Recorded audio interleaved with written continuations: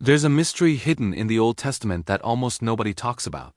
It involves a supernatural figure who appears inside a blazing furnace, and then, years later, another who shows up inside a den filled with hungry lions. What if these weren't two different angels, but the same divine being? And what if that being wasn't just an angel at all? Let's go deeper into one of the most fascinating connections in Scripture. It's the year 587 BC. Babylon is the undisputed superpower of the world, and its ruler, King Nebuchadnezzar, has just constructed a massive golden idol, 90 feet tall. His decree is simple: when you hear the music, you bow down and worship, or you will be thrown into a furnace of blazing fire. But 3 Hebrew men, Shadrach, Meshach, and Abednego, refuse. They will not bow to any god but their own. Enraged, the king orders them to be tied up and thrown into the furnace, but not just any furnace. He commands it to be heated 7 times hotter than its usual temperature.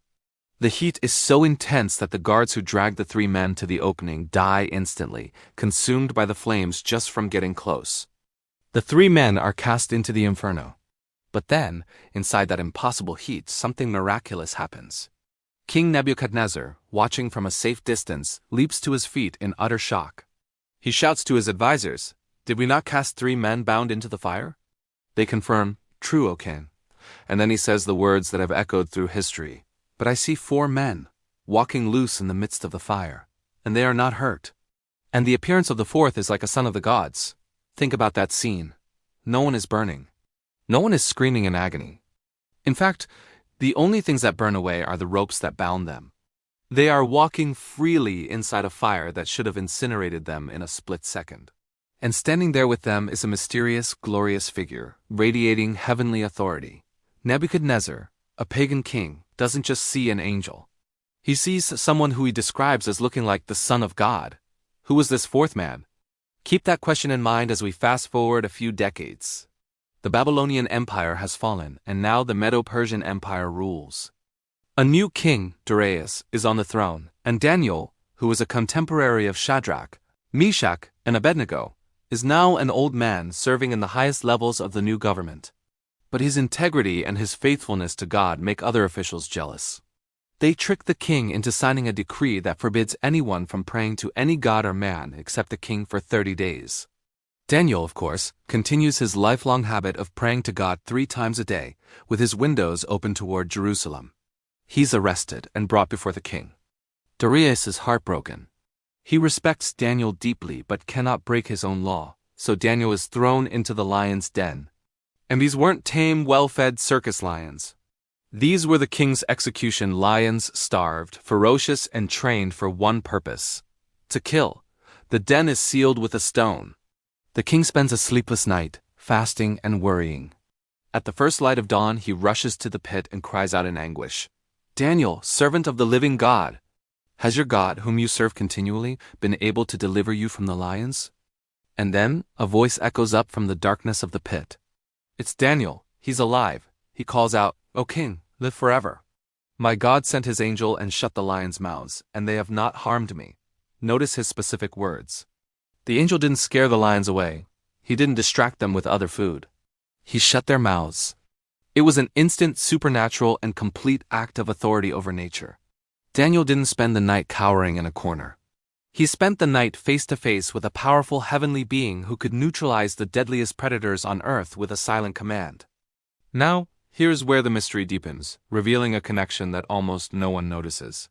In the fiery furnace, a heavenly figure appears who looks like the Son of God. In the lion's den, Daniel says, "My God sent his angel." At first glance, these might seem like 2 separate events, 2 different angelic interventions. But let's look closer at the language. When Daniel says his angel, the original Hebrew phrase is very specific. He isn't talking about just any angel, like a Gabriel or a Michael. He uses a term that scholars have long linked to a unique figure in the Old Testament known as the angel of the Lord. This isn't just a messenger from God. This figure is different. Throughout the Old Testament, the angel of the Lord appears at critical moments. He speaks asterisk as asterisk God in the first person. He accepts worship, which ordinary angels always refuse. He wields the power and authority of God himself. People who encounter him don't just feel awe. They fear for their very lives because they know they have come into the presence of the Holy One. This is the angel who appeared to Hagar in the desert and declared, "I will surely multiply your offspring." This is the angel who stopped Abraham from sacrificing Isaac. This is the angel who wrestled with Jacob, and who appeared to Moses in the burning bush, declaring, "I am who I am." Every time he appears, he acts and speaks not as a representative of God, but as a manifestation of God. So the question becomes electric. Was the fourth man in the fire, the one who looked like the Son of God, the very same heavenly being that Daniel called his angel, the one who shut the mouths of the lions? Are these two stories pointing to the same divine person? Let's examine the evidence. Clue number 1. Both beings appear in utterly deadly, impossible situations. One is a furnace heated to a degree that kills from a distance. The other is a pit of starved, ravenous lions. Yet in both scenarios, the divine figure is completely calm, in control, almost sovereign. There's no panic, only power. Clue number 2. Both figures demonstrate absolute authority over the laws of nature. One negates the power of fire to burn human flesh. The other negates the instinct of a predator to kill and eat. This isn't just a simple miracle. It's a demonstration of lordship over creation itself, a power that Scripture consistently attributes to God alone. Clue number 3. Both are described using divine language. Nebuchadnezzar, a pagan with no theological training, looks into the fire and his first thought is, "That looks like the Son of God." Decades later, Daniel, a prophet steeped in Scripture, identifies his rescuer with the special title for the angel of the Lord, the very manifestation of God. Both descriptions point far beyond a standard angel. And clue number 4. Both figures appear to protect God's faithful people, specifically during a time of intense persecution for their exclusive worship of Him. The pattern is identical. Righteous people face a death sentence for their faith. They are thrown into an inescapable situation, and a divine being enters the crisis with them to deliver them supernaturally. The same pattern, the same style of deliverance, the same divine personality shines through. So, what does all of this point to? Here is the incredible reveal that connects the Old Testament to the New. Many theologians and Bible scholars believe that the angel of the Lord in the Old Testament is none other than a pre-incarnate appearance of Jesus Christ.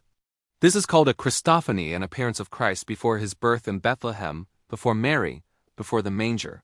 If this is true, then the one standing in the flames with Shadrach, Meshach, and Abednego, and the one calmly standing among the lions with Daniel was the very same person, the eternal Son of God stepping out of eternity and into time to rescue his people. The one who would one day walk on water and calm the storm was the same one who walked in fire and calmed the lions. He was demonstrating his power and his protective love for his people long before he ever walked the hills of Galilee. And this brings us to the powerful message for all of us today. These two stories, separated by decades but united by one divine hero, share a profound truth. God does not always remove you from the trial, but He promises to enter the trial with you.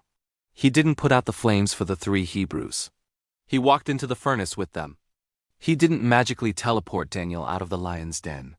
He sent His presence to shut the lions' mouths from the inside. Your breakthrough doesn't always come in the form of an escape route. Sometimes, the greatest miracle is God's presence standing beside you in the middle of the danger, in the middle of the fire, in the middle of your darkest night. So yes, there is a powerful mystery woven into the pages of Scripture. The same divine figure who walked inside a furnace is the same one who stood among lions. And the Bible's promise is that He is the same one who stands with you right now in whatever you're facing. He is Jesus Christ, the same yesterday, today, and forever. He did not change then, and He does not change now. And His promise remains. He will never, ever leave you to face the fire alone. Thank you so much for watching. If this story encouraged you, please consider liking this video and subscribing for more content that goes deeper into the incredible truths of the Bible. We'll see you in the next one.